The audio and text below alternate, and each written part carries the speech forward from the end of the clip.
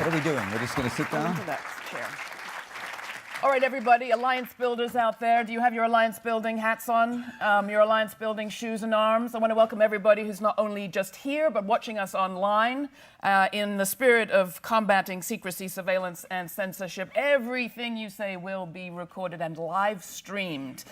So bear that in mind. I'm here to introduce a man who has been the bad news bear of, I think, half a dozen or more administrations in Washington, D.C. Every time a president sends out his spokesperson to say the sky is blue, there's Cy to say it's not only not blue, it's falling. He is a secret sharer. He's also a secret keeper.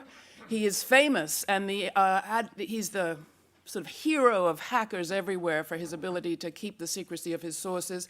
He's broken stories from My Lai to Abu Ghraib, but he's more inclined than not to say they're not his stories, to say they're the stories of people, men and women he calls not whistleblowers, but members of the administration, of successive administration, officials who care deeply about actually doing the job they've committed to do and to serving the public. With that, we'll go straight to it. Cy, thank you so much for coming. We're so glad to have you. Cy will give us a little bit of a keynote, and then we'll talk for a little bit. I don't have much to say except to say that, you know, it's my view is very simple, that the world basically, since I've been old enough to read, is basically run by nincompoops, idiots, thieves, crooks, and we probably. And I think the only salvation are, unfortunately, the idiots who run most of the mainstream media.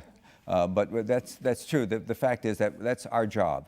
We're in a funny position, whether we're in mainstream or whether we're online or whether we're brand new, whether we're running a blog. It's changing so much so quickly. It's a little inchoate. It's far from perfect, but it's a very hopeful process, that what's going on now.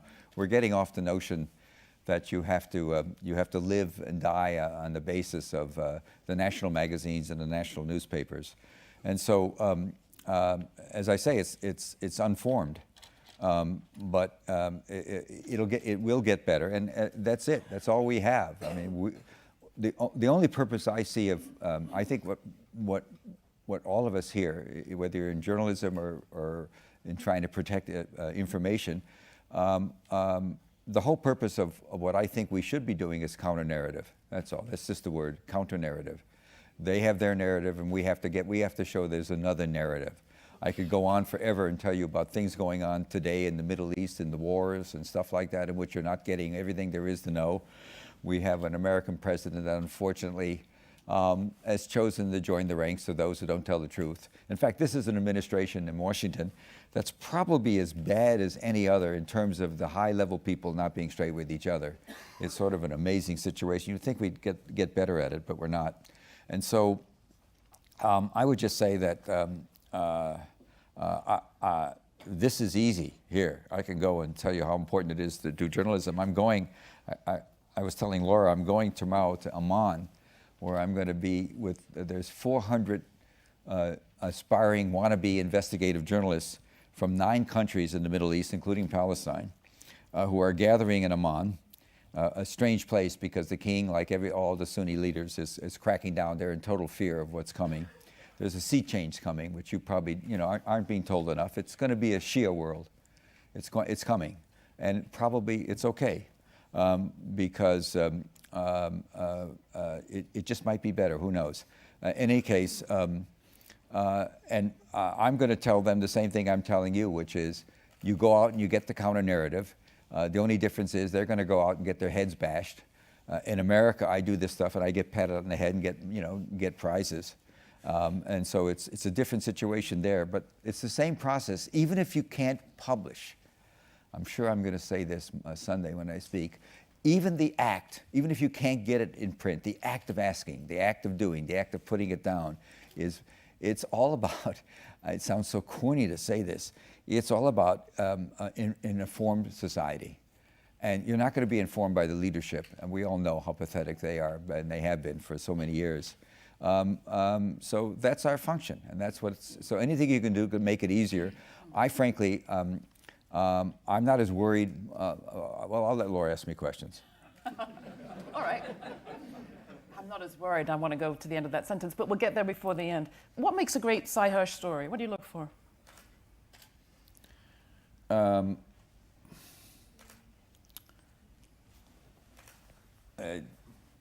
Yesterday, the papers were full of a story that said Iran did flying some missions. They flew some strikes. I don't know, you follow the news? The Iranian Air Force, F-4s were flying, and they did a strike in Iraq. And the only reason we know about it is Al Jazeera had photographs of the planes, and they initially were reported as probably being Iraqi Air Force planes, but the Iraqi Air Force doesn't have F-4s. The only country that does is Iran. And so the newspapers, I think I always tear stuff out in airplanes. The New York Times had the yesterday's paper. I think I have it here. If not, I could probably replicate it. I think I tore this clip out. I stand around like a little old lady in the airplane, tearing up planes, tearing up newspapers. The guy next to me, you know, it's a good thing. But anyway, the point is, the point is to get to the question. Strange substance you have there, paper. No, I'm doing something. I'm working. So that's something. And so, what's going on? And the New York Times had a story saying, well, what's going on? We're all pretending. Are they working together? And so we had it the other day in Raqqa, which some of you may know is the headquarters for ISIS, which is the current the new great threat, and it is. Sunni fanatics have one thing that's a lot different than secular fanatics. Sunni fanatics really believe others who don't accept their version, their religious version, should be done away with. They're exposable.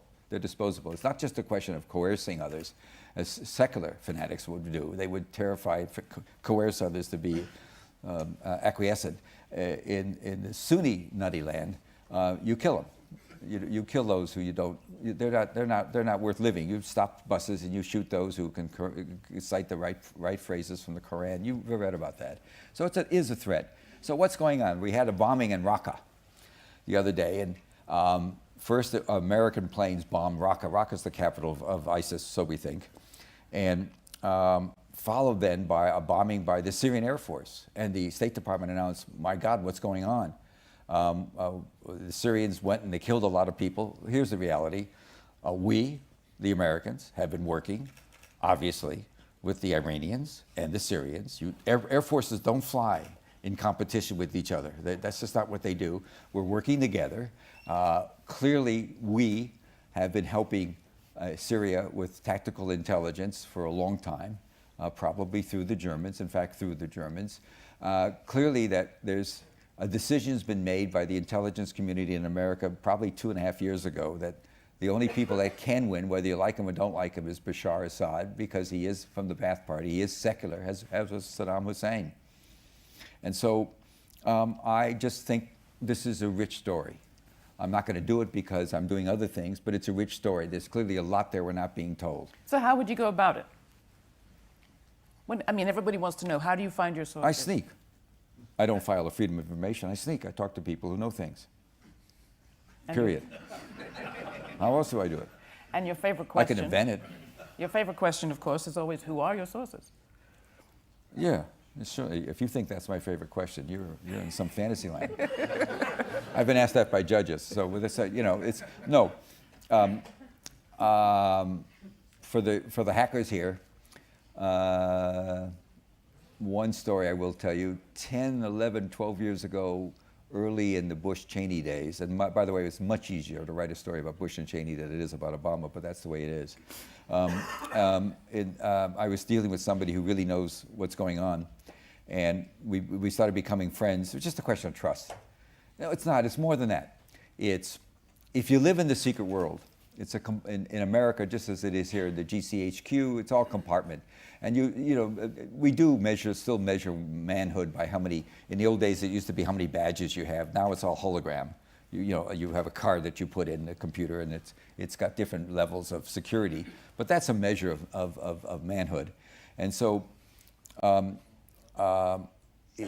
if somebody inside could tell me something and I don't run the printed, if I keep on working it and I find something else inside, that's a source of comfort for him, because when the government does a damage assessment, I'm getting sort of technical here, when they do a damage assessment of something secret, they first see what special programs, what special clearances you have. And if you have a story that has some special stuff in it that your guy didn't have, he's home free. So the guys on the inside know that they can deal with me because I'm not going to write till I get something else from a special access program. They call it a SAP. That's the highest category in America. I get something else from inside. I know that sounds like complicated inside baseball, but there is there's certain safety in dealing with me. Sounds like kind of traditional journalism. Well, the same thing. It's sort of just working it so you don't nail one guy. But one of these guys one day, this is early in the Cheney administration, we became friendly.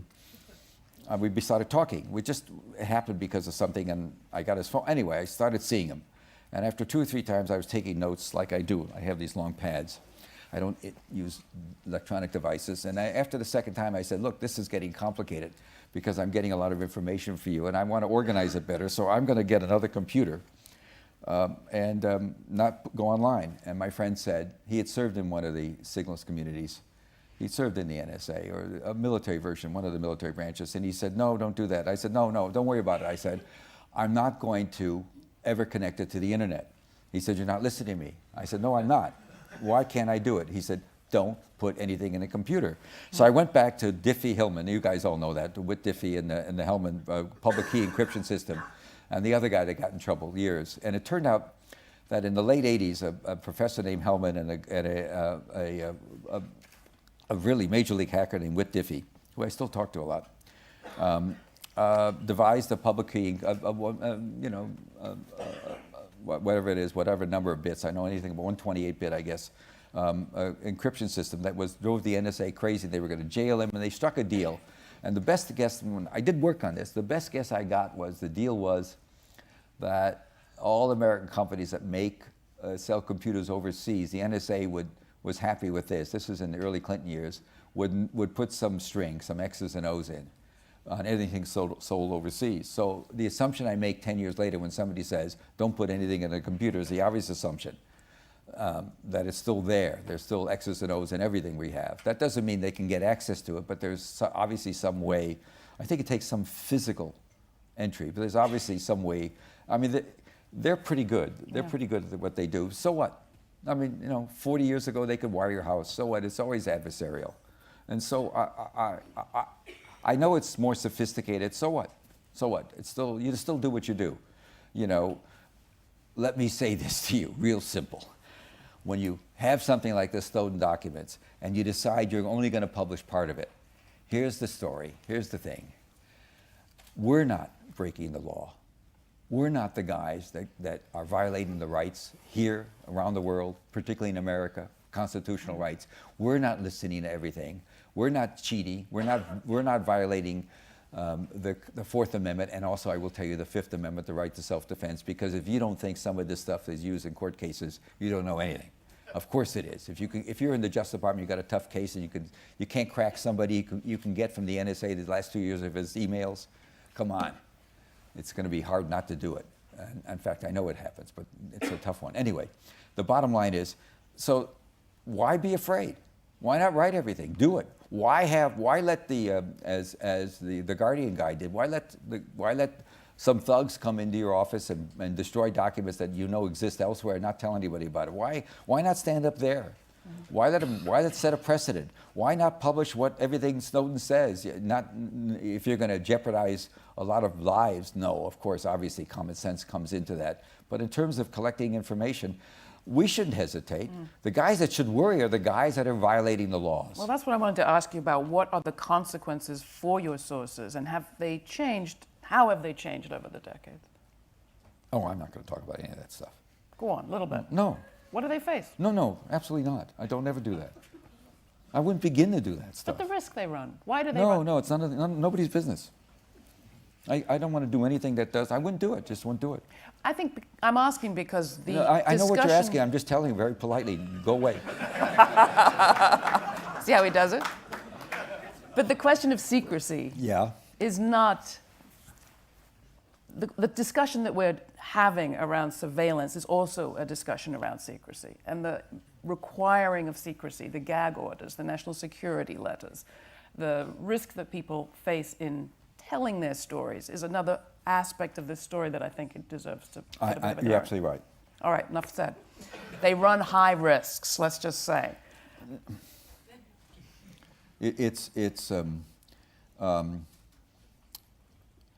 Some may not. Let's leave it that way. It's just, I'll never write a memoir, damn it. But you'd be amazed. It was mentioned earlier. I don't know whether by Mr. Logan or by Gavin. There are people who are not whistleblowers in the sense that they don't go public, but what you find are there are people. Look at it this way: you're committed. You're a young officer. You're a young general. You're a one-star general.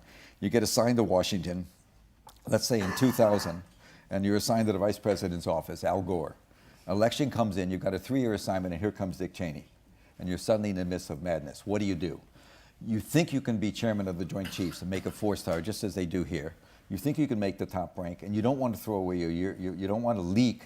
You don't want to be caught, but you can't stand what you're seeing. So that's where there's a nexus. You know, that kind of nexus is there for somebody. What I'm saying is there are people of integrity. A lot quit.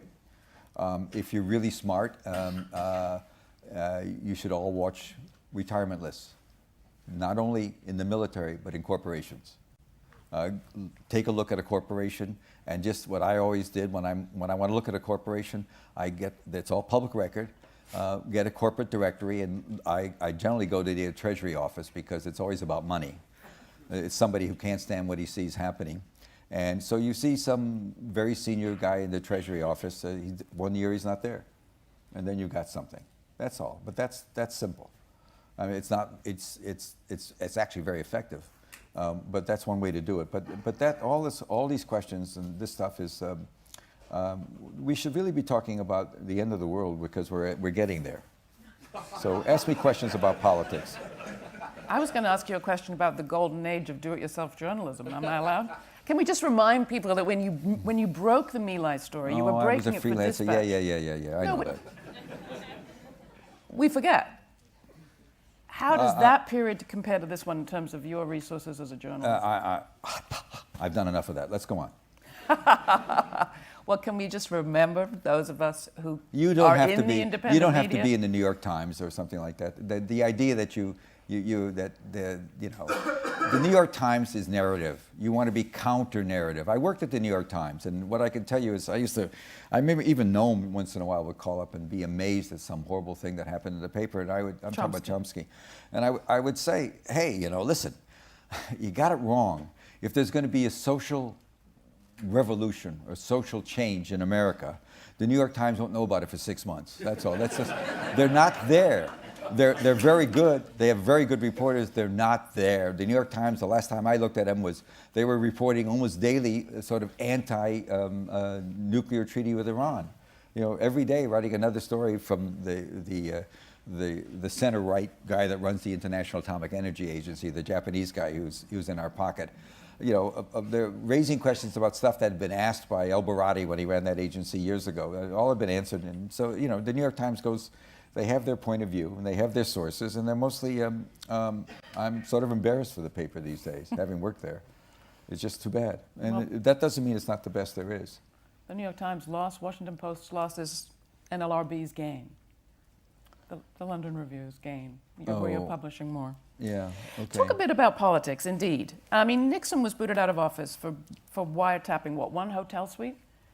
And now we have sort of every American citizen being snooped on, and there hasn't even been one prosecution. What happened? Here's where I differ. I think the mass collection, it's not just collection here, it's worldwide. Yep. The collection's been worldwide, and it's been going, I can tell you, I'm sure Jim Bamford knows more about it than most, and he does know more about it than most. It's been going on at Quantico. They've been downlinking stuff for generations, and the idea of having the capability to listen to everybody. I'm a kid reporter for, was it AP? No, in the 70s. I guess at the New York Times, and I got into some stuff that involved a general who was being watched because a very senior general was. This is so dated. He was having an affair with a foreign officer, and there was a lot of worry about him. And I got in with that wasn't what I was doing, but I got in with the guys who in the Army's version, it was then called the INSCOM, I guess, or I don't know, maybe that's today, whatever. They changed the names of these NSA components. It used to be called the Air Force, AFSS, Jim, what's it now? What's it called, the Air Force version now of the NSA? They've changed it about 10 times. And the Navy Security Group is still the same, isn't it, NSG? No, They changed all these names. They think that's good security, I guess. I don't know what it is. Maybe they just buy more paper. You know, they have a contract. Somebody knows somebody who's in the stationery business. I don't know why they do it. I mean, believe me, it's that. And so anyway, the point of all this is, I forgot what the point of it was. When I give speeches often, if they're not here because it's smaller, when there's a large crowd, I ask somebody in the front row to remember where I was. I don't remember. I asked you about Nixon versus today. Why absolutely zero prosecutions? I know what I was going to say. I don't know. How the hell do I know? I mean, I don't know why the government does or doesn't do anything. I mean, generally it's more about ignorance and stupidity than anything else, and cowardness, than any plot. I mean, the amount of ignorance that exists in the government is pretty astonishing. I mean, you know, we're still doing the Cold War. Just think what would happen if we in the West had just let the Russians hang around Afghanistan and hadn't bothered to start up with the Sunni fundamentals in the 80s. You know, this cool thing we did in the end of the Carter administration. We thought we'd beat the Russians back by dealing with bin Laden and the boys. Just think what would happen if we just kept our nose out of it. As Russia kept its nose out of our war in Vietnam. They supported the North, not very much. Anyway, we just do dumb stuff all the time. Well, it was really a question largely about us. Outrage then. The point of the metadata is that in America, I think the GCHQ does it differently. They don't deal with the mass metadata. They do more careful cases. They're relying on artificial intelligence. And as long as that, you know, what's the IQ of artificial intelligence? You can't really make a judgment about it. What I was going to tell the story was in the 70s, I was dealing with guys in the Army and signals, and they were in the NSA equivalent. They were looking at some general, and I got buddy-buddy with a couple of them, and one of them had wife troubles. And so, of course, he just wired the hell out of the house. Photographs, pictures, intercepts, all that stuff. They were telling me about it in the 70s.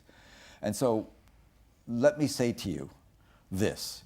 If you have the capability, and certainly we've had a capability, Frank Church the Church Committee really didn't stop it, the local investigation we had in America in the 70s. If you have the access, you're going to take it. And it doesn't have to be high level. It could be even one going into looking at one particular computer or going into wiring up a house. You're going to take it if you're going to listen, if you can. So the notion that this is new, and I think actually, in a way, the metadata is. Somebody said, and it was a chilly thing that was said, we're hiring 20,000 more people, and it might get better, but it might not. I mean, it's really pretty bad. The single most overrated agency in the United States is the NSA. If it wasn't for the Enigma and all this love stuff that came out, the Turing movie is coming right now, the Hodges book is coming back, which is a great book, Andrew Hodges' book. If it wasn't for the myth, and it's not a myth, it's that what happened here and with the Japanese code in World War II, that sustained the NSA. It is so fucked up. They can't get anything right. They're the most I hope Jim talks about it. I shouldn't put words in his mouth, but we did talk about it earlier. It's just the most useless, unproductive agency. It doesn't get much. Yes, any given day, they can, if they decide to go after you, they can do a hell of a job, but they always could. They could go back and get your email, all your phone conversations now because it's all on tap, but it's been on tap for a long time. They can have access to it. And the fact that there's so much, the world's there, you know, being stockpiled now in a new facility we're building, it's there, is threatening. But it's also a question of how do they retrieve it. And I don't think that 200,000. I'm not worried about them as much as I'm just not as worried about them. I just don't want to worry about them. I know you guys should be, and you are. I'll let you worry about it. I have other things to worry about. It was interesting when they were trying to track the trajectory of a nurse who had been exposed to Ebola. Do you remember this? Sure. She traveled to Texas somewhere, Dallas or something. They couldn't. And then they asked she'd gone through Washington, and they asked anybody who had been on that flight to please get in touch with them. Right. Well, how about Snowden? They got the wrong plane. They forced down the wrong plane. I mean, are you kidding? What does that tell you? I'm serious. I'm really serious. You know, this day and age, and Snowden, you know, I've said this to his attorney, do not come back to America. Yeah, you're going to have to stay somewhere. I'm sorry. Do not come back to America. There is a great deal of, and I will also tell you something from the inside, and I'm sure Jim, if he doesn't know it, I'd be amazed. Their internal assessments, and this I do know, are very little damage, none damage. All the stuff came out. That doesn't mean embarrassment, yes, but the fact that, you know, has it changed our ability to do stuff against ISIS or this fake organization called Al-Qaeda that really pretty much disappeared a long time ago? We have groups that espouse that policy. But Al-Qaeda is just a word because it's just a word. It's just a scare word. We live with a lot of scares. I mean, there's a lot of bad groups out there, and they're remnants of Al-Qaeda, but that's not the real game. It's Sunni fundamentalism. And let's do a few more because well, let's we're talk running about so scares. late. You've told us things not to be scared of. I'm struck by the things that we're actually celebrating. Covert operations. In the era of Laos, Cambodia, people didn't make movies about their assassination raids. Oh, I'm going to write a lot. I'm doing something now about Zero Dark 30. That's agitprop. Yes. So what is a covert operation today? Seems like substance of movie making. Okay. I can't do that. But I can't. Give I us just a won't go glimpse there. of your book that you're talking about for Zero. So Zero No, Dark 30 I'm is a movie that's about just the an article. SEAL. No, I've been doing a book on Cheney for a long time, and Didn't you call it his assassination squad? I did do that. I said that once. I was giving, stupidly, just to show you how things work, how dumb I can be. I was giving a speech with Walter Mondale, a former senator who had changed, his life changed. He was a very conservative senator, really a Democrat from Minnesota. But he got on the church committee, the investigation in the 70s that was done, one of the first official investigations done by Congress. And they were bright people. Congress now is full of yahoos. And, but then they were really bright people. And he got frightened by what he learned. So I was invited, he invited me to come do a lecture with him, some fancy lecture at the University of Minnesota, for which they had prepaid. It was a series, and there were 2,000 tickets sold. And the day I got there in the morning and began to snow, by 6 or 8 o'clock at night when it was supposed to, we were supposed to have the talk, there was 3 feet of snow. So, you know, we did the talk, but only a couple hundred people showed up. And so we just sat and chatted. And I forgot about these things with cameras, you know, these handheld little iPhones. And so I went on about assassination teams in the CIA. And yes, there are such things. Yes, we kill people. Yes, if you think it stopped, I got a bridge I want to sell you. Nothing stopped. Nothing stopped. And if you think the Brits are not deeply involved in some dirty shit, let me tell you, they are. There's things that are just awful that still go on. People still get tortured, still get, you know, in the old days it was fingernails, but it's a lot worse than that now. So go back to the end of the world. As I believe it is? Yeah. What can we do?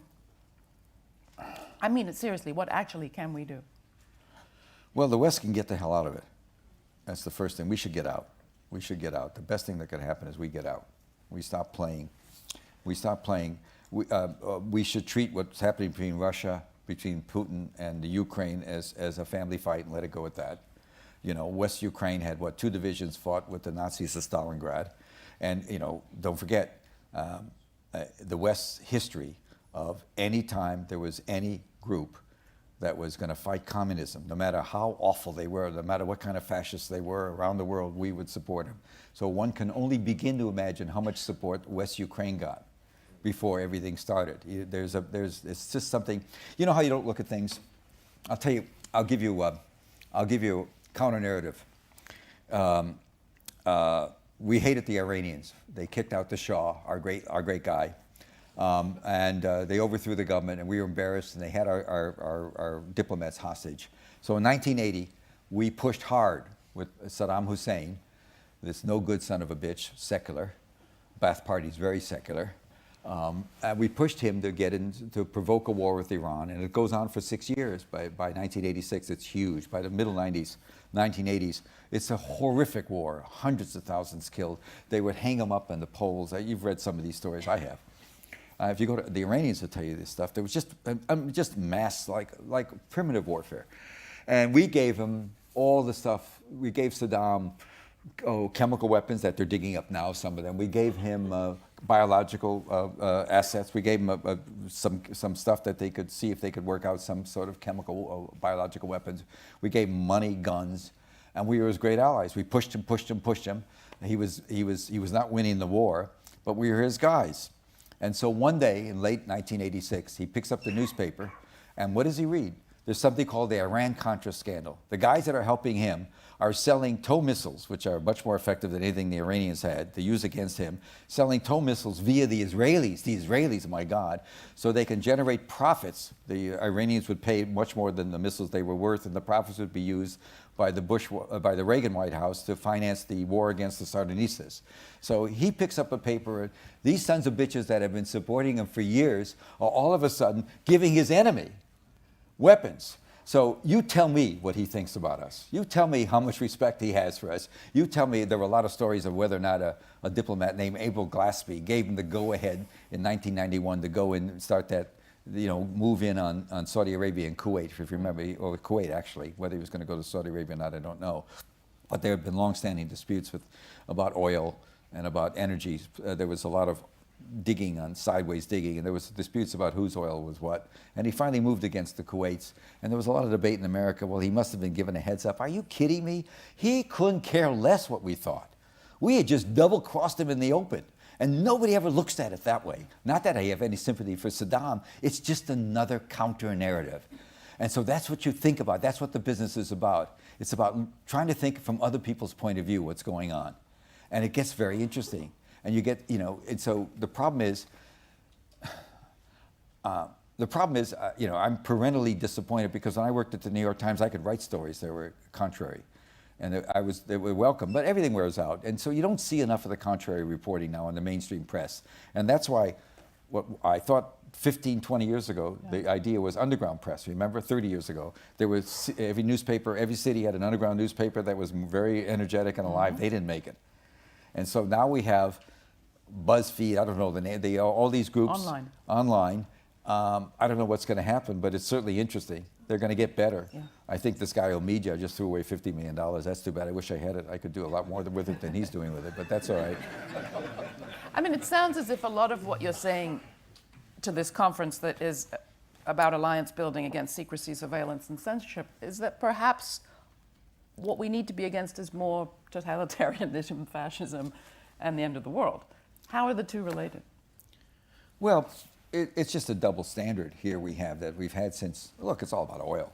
I mean, why do you think we kiss the ass of the Saudis?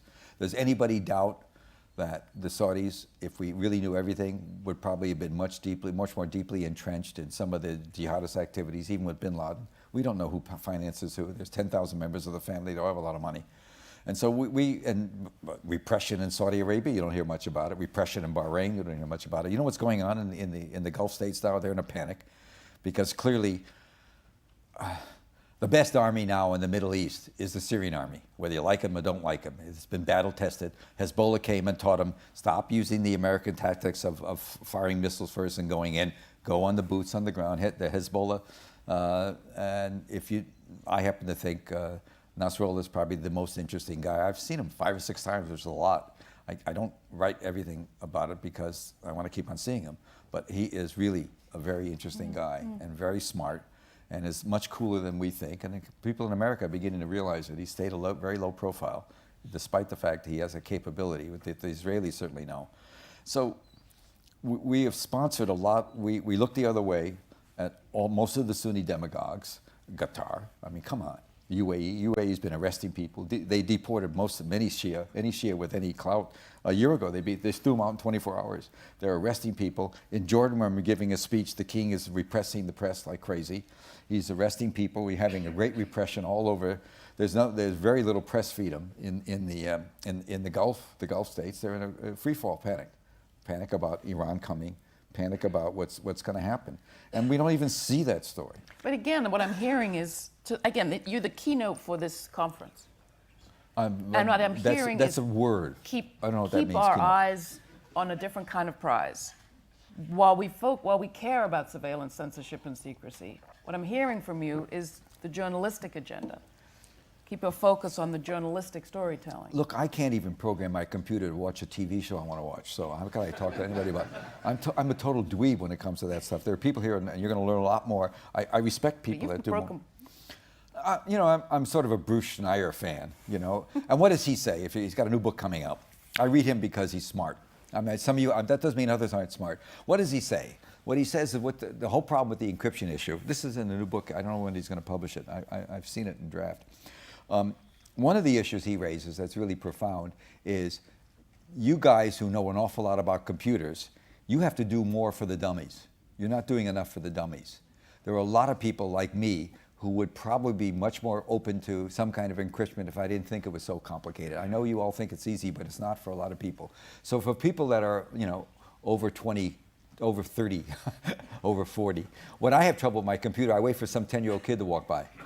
And I bring him in, and he can do it. He can program. They all can do it. You know, they're amazing. So I think there has to be some way to really get it going. You're never going to get encryption in the major corporations because no president wants to give up that power. He doesn't want some security guy telling him that the secretary is banging, you know, or the boyfriend he's banging. You know, I don't want to get into it. Is going to lose her because they did something stupid. They have to be fired. And security people, that's what you're going to do. If you let the security people in, they're going to start saying you can't tolerate people who slip up, you know, on an encryption or a key. You really have to be tough, and nobody wants to give up that power. And anyway, the cost is 6 or 7% for Visa, so you know they lose that percent. Mm-hmm. It might cost more to encrypt. So how are you going to convince them to encrypt? So you're still going to have all these scandals go on, and nobody really does a hell of a lot with it. So I think there has to be some thinking about that, but I don't know anything about that. I just know that I'm sitting with maybe 25,000 single spaces of pages and no computer except my brain, and I'm going nuts because I won't put it in a computer, and I like it that way. I don't put anything in a computer. I don't put any, you pick up my iPhone, there won't be one name. I've got my wife and my kids and other stuff in there. There won't be one phone number of anybody who comes close to being a source. So that's how I protect people, by keeping them off the internet. And that's possible. It's just burdensome, cumbersome, but it doesn't mean I don't email people, because some of the people I deal with know how to do it. Mm-hmm. People know how to do it, but I don't. Anyway, big deal. That's not what I know. What I know is that what you're doing is very useful, because what Snowden did was it didn't work in the long run. Congress, we've got troglodytes in the Congress and racists, and so I was joking that I won't say what I want to say. Yeah, don't say that. Don't say it. But I mean, anyway, no, I just think that it's sort of sad now. It's coming down to it's coming down to some form of racism in America again. I think it's coming up from some kind of. Yeah, I don't know. But I thought when he won re-election. But he's been a crashing disappointment too, Obama. So anyway, that's another story. But by doing what you're doing, you're keeping those guys at bay. You're scaring them. They are scared. They're scared to death. Snowden shook up the community big time, because how many Snowdens are there? They don't know, and they worry about it because they're very sloppy in how they pass out stuff, very, very sloppy, and as you said, they can't find out. They don't even know what they've done wrong. They can't find the level of incompetence that goes on. Here's my take on the NSA, and we ought to get out of here because we're only running about an hour late already. My take on the NSA is the guys that actually know stuff are as like after the Civil War. If you remember, we had serfs. The blacks became field hands. They were the field hands, and they were the people. And there was there were a middle management group that would come and give them the seeds in the beginning of the year, and the end of the year would take pay a few cents for the crops, and then that's how they survived.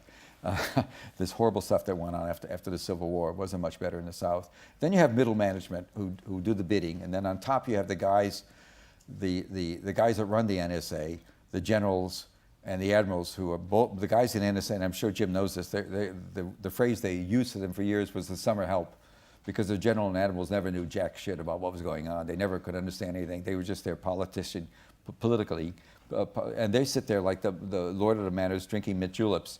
And the guys who actually run stuff never connect with the guys on top because they can't talk to each other. So it's a completely dysfunctional place. Completely. It really is. And still is. It's a place of enormous dysfunction. And we can't get to it because of secrecy. I think that may be cracking. You guys may open up the door on that a little bit. And that would be good. It's an agency that has to be really cleaned out. It's a menace to itself because it's incompetent, but the information they had, if somebody really competent got in there, as somebody said, but just remember the Boston case. The Russians warned us, the evil, awful Russians, don't forget the evil, awful Russians, that you can't trust for anything. They warned us about two guys in Boston that were saying crazy things, that were really nuts. And they told the government, they warned us about it, and specific warnings, and we knew nothing till afterwards.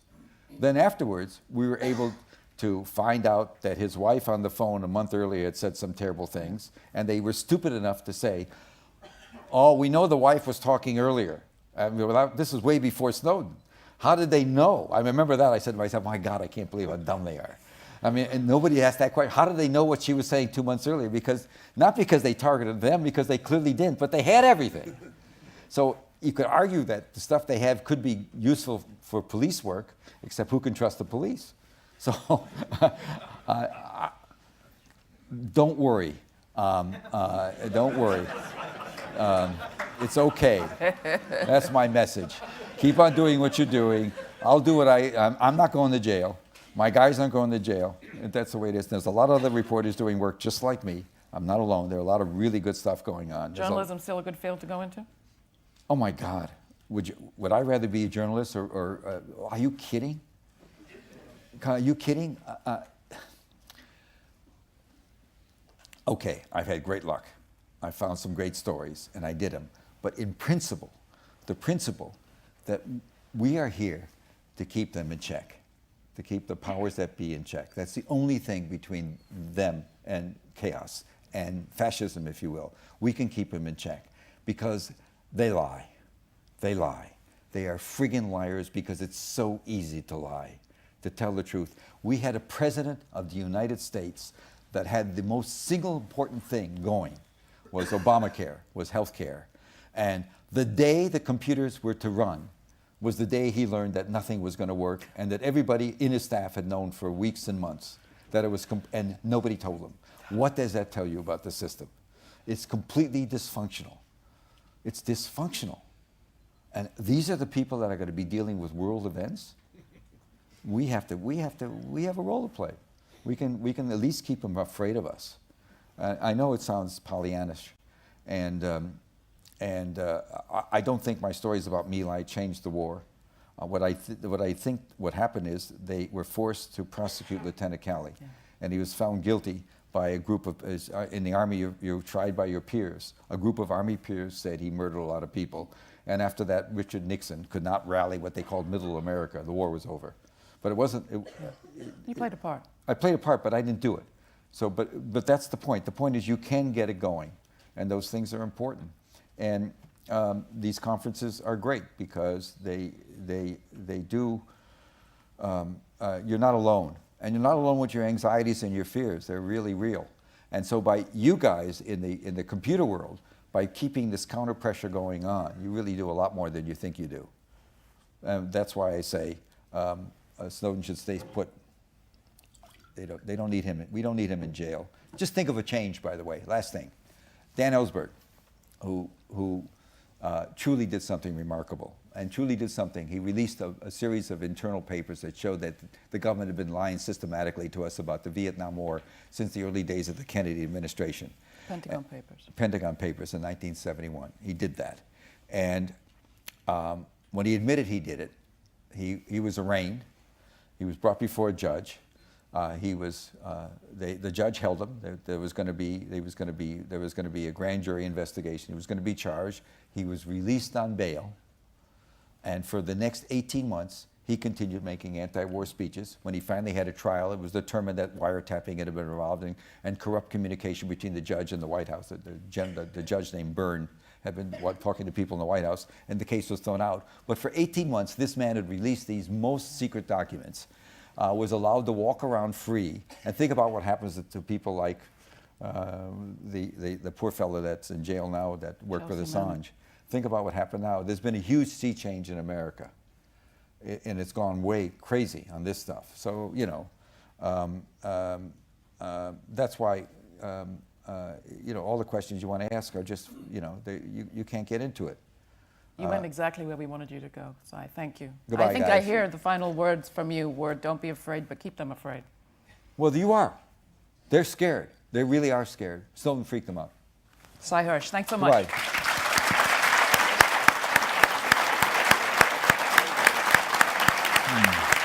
Thank you.